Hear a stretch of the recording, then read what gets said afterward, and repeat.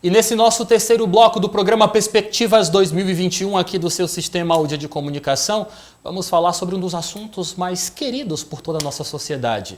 É claro que eu só posso estar falando sobre política, o piauiense gosta muito de debater política em suas conversas diárias. Para debater este assunto e, é claro, lançar um olhar sobre o ano que se aproxima, eu recebo aqui em nossos estúdios a doutoranda em Ciências Políticas e também professora universitária, Beatriz Ribas. Oi, Beatriz, boa tarde para você, seja bem-vinda, tudo bem? Olá, tudo bem? Boa tarde, obrigada pelo convite. Beatriz, vamos começar falando, é claro, sobre toda essa questão que foi criada pelas eleições 2020. Nós estamos em um contexto ainda de pandemia. Você acredita que este ano, que está se encerrando realmente o grande assunto, um dos grandes assuntos ligados à política, foi essa convivência com a pandemia? Sem dúvida, a pandemia teve um impacto significativo nessas eleições e vai ser o grande desafio para o ano que segue também, porque a gente está vendo que ela não foi de todo vencida, já estamos falando numa segunda onda da pandemia, do coronavírus, então os eleitos, que vão assumir agora a partir de 2021, sem dúvida terão a pandemia como principal desafio ainda, pelo menos até meados de 2021. Olhando para a capital do estado do Piauí, Teresina, nossa maior cidade aqui do nosso estado, como é que você avalia, claro, lançando um olhar de perspectivas para este ano que se aproxima, quais são os principais desafios do prefeito que senta ali na cadeira do Palácio da Cidade? Bom, a gente teve eleições bastante acirradas agora no ano de 2021 e, sem sombra de dúvidas, o gestor que vem no ano seguinte terá como desafio amenizar os principais problemas da capital. Então, durante muito tempo, os eleitores teresinenses demonstraram insatisfação com alguns serviços públicos, especialmente o transporte coletivo, com a política, por exemplo, de motoristas alternativos para além de táxi, enfim, o transporte ainda é um dos principais problemas na cidade. Outra coisa que foi bastante discutida durante as eleições foram os problemas de alagamento na cidade. Então, o novo gestor vai ter que olhar mais atentamente para esses problemas em específico. A educação também, porque embora a gente tenha níveis bons do IDEB comparado com outras capitais, também foi algo bastante criticado nas eleições que nós tivemos, sobretudo em relação ao número de vagas, a cobertura da política de educação. Então, eu acho que esse conjunto de políticas será o grande desafio, além dos próprios problemas enfrentados pela pandemia. Beatriz, nós temos o costume de sempre olharmos para a capital Teresina, porque aqui estamos sediados, mas nós temos ainda 223 municípios que nos ajudam a compor o nosso estado do Piauí.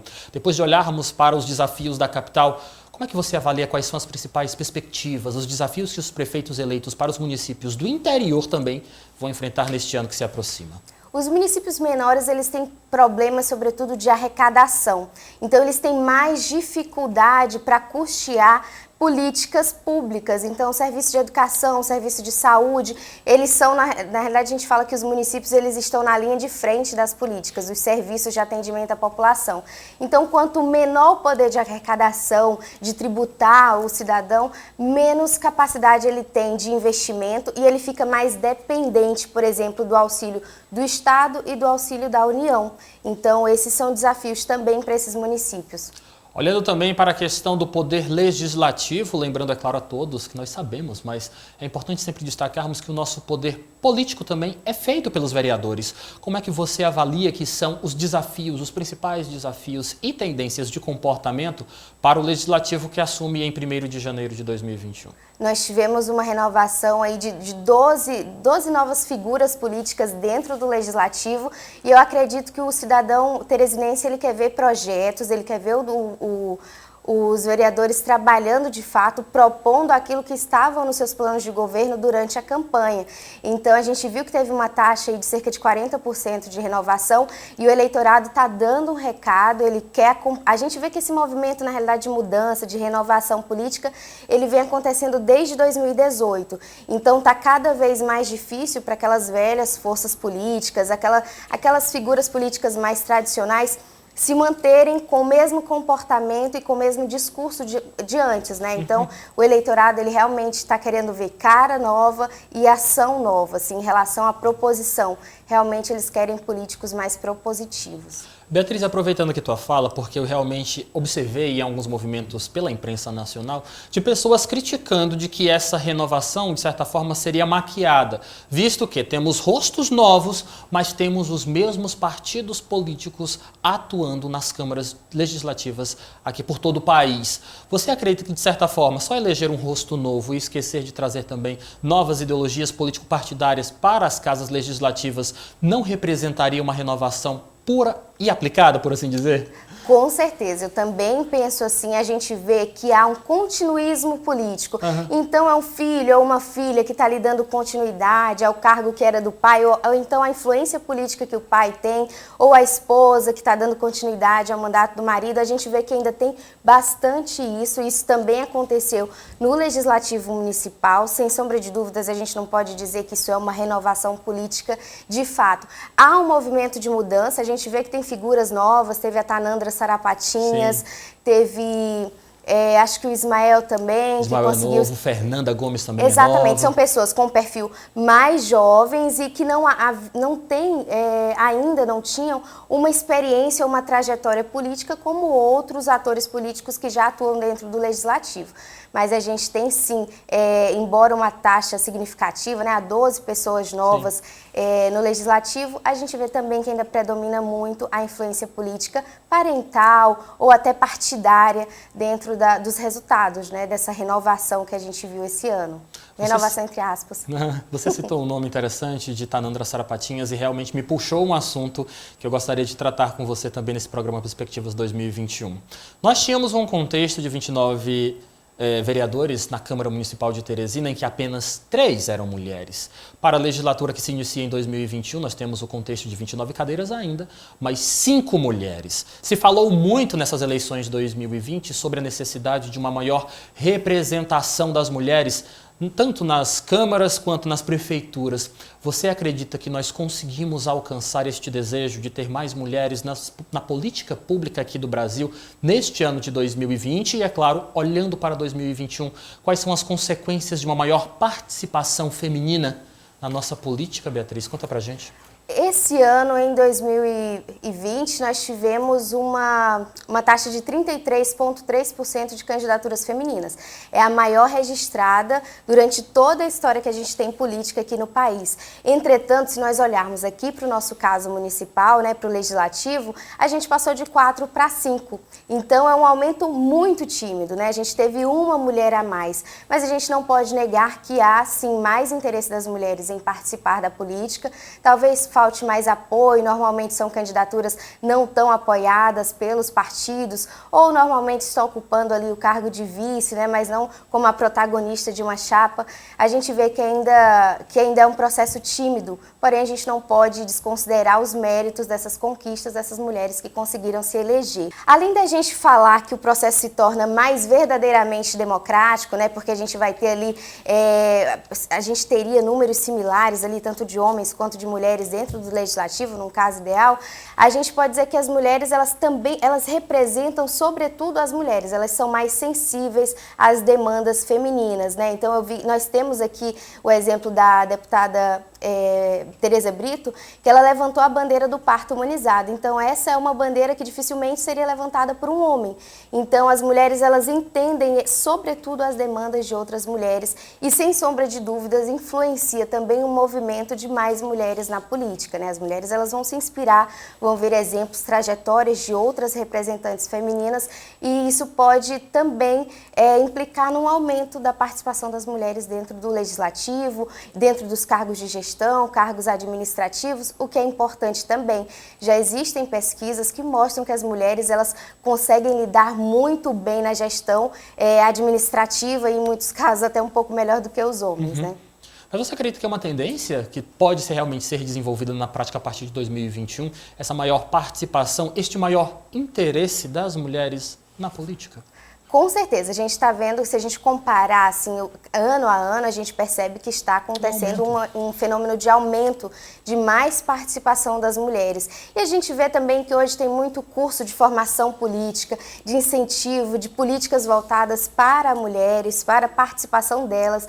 Então eu acredito que esse é um fenômeno que a gente vai ver com mais frequência, mais candidaturas femininas concorrendo aos pleitos eleitorais. Que bom.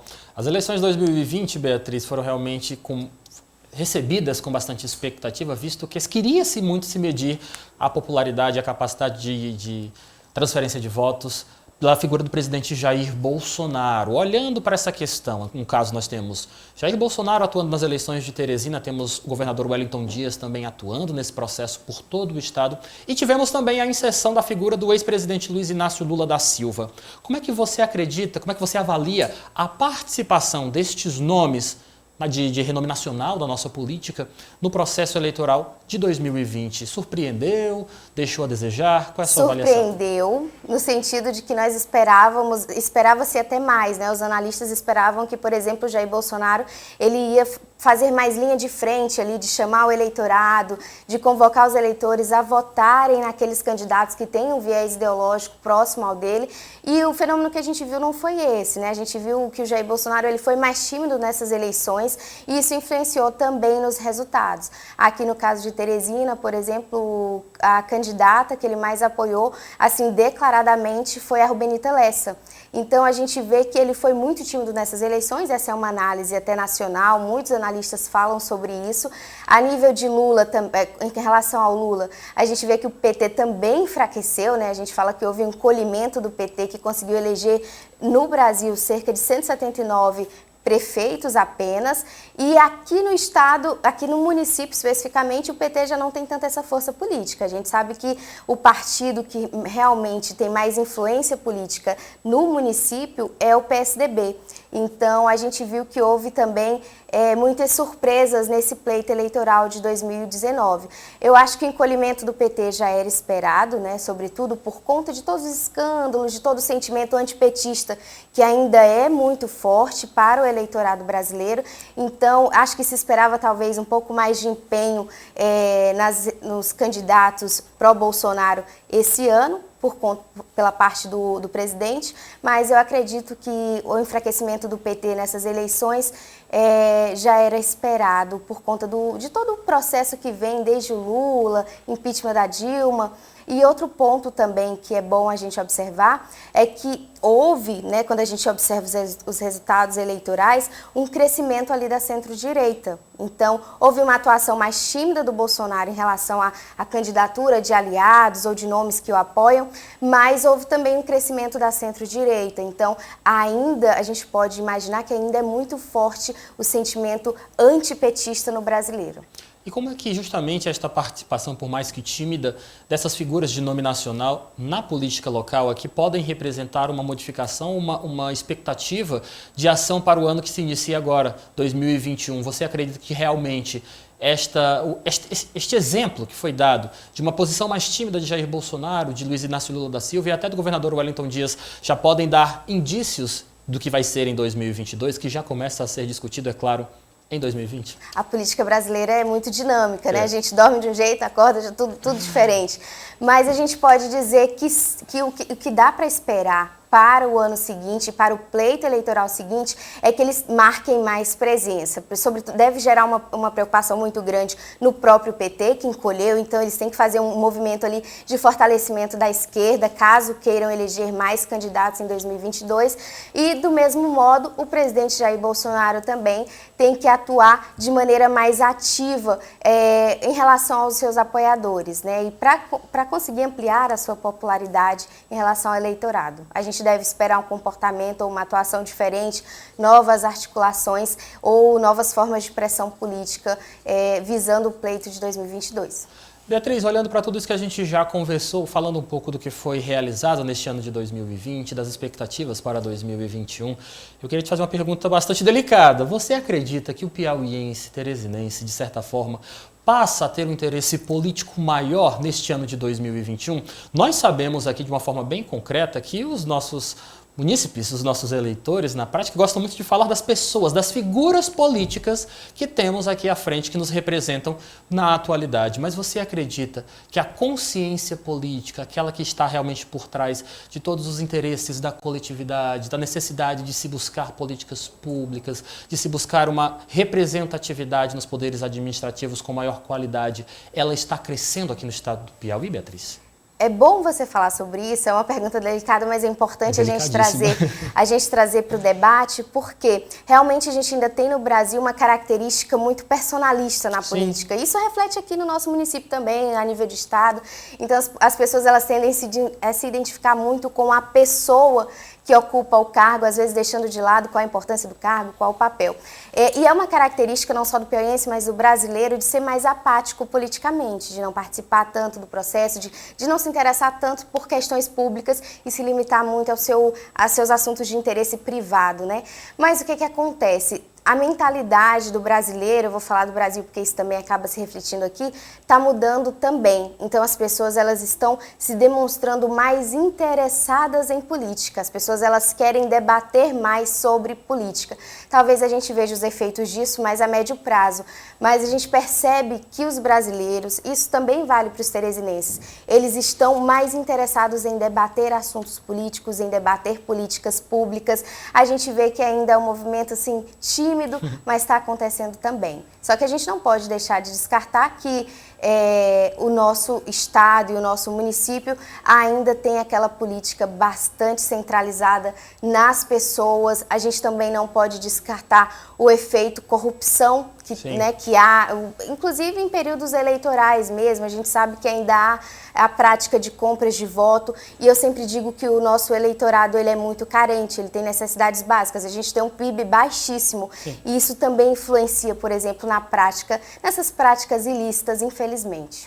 Beatriz Ribas, muito obrigado pela sua participação. Um excelente ano de 2021 para você e, é claro, volte mais vezes. Obrigado, viu? Eu que agradeço o convite, obrigada também.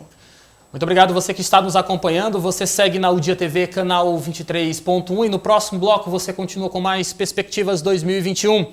Vamos falar de saúde pública. É um minutinho só, não sai daí não.